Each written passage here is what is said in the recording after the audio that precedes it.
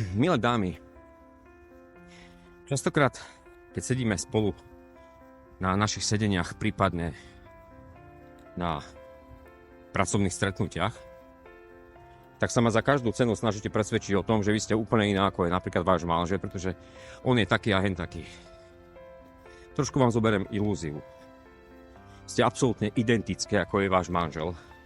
A len problém je v tom, že u vás sa tá daná slabina, ktorú vy ju popisujete, u neho prejavuje trošku inak.